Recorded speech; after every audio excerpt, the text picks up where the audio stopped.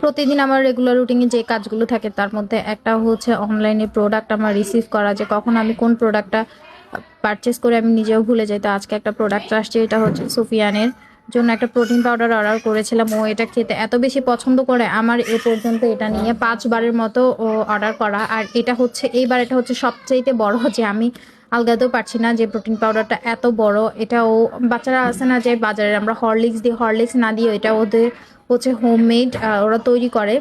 এটা খুবই যেমন খেতেও সুস্বাদু তেমন খুবই শক্তিশালী। আর এই প্রোটিন পাউডারটা হচ্ছে প্রোটিনের ঘাটতি পূরণ করে, হাড় ক্ষয় রোধ করে, আর বিভিন্ন ধরনের কাজ করে।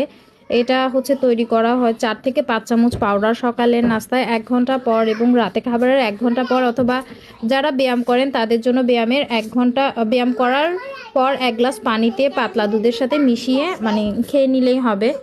তা আমি আগে কখনো খাইনি, আমি এটা একটু টেস্ট করছিলাম যে এটা খেতে কীরকম। আসলে আমার কাছে যেটা মনে হয়েছে এটা একটু হরলিক্সের টেস্ট আসতেছিল, আর হচ্ছে এখানে মনে হয় বাদাম মিক্স করছে, যে আমার কাছে মজা লাগতেছে। আমিও 1 চামচ এখান থেকে খাইছি। আর এবার ওর জন্য হচ্ছে অনেক বড় একটা অর্ডার করছে, যাতে ওর 2-3 মাস এমনিতেই চলে যায়।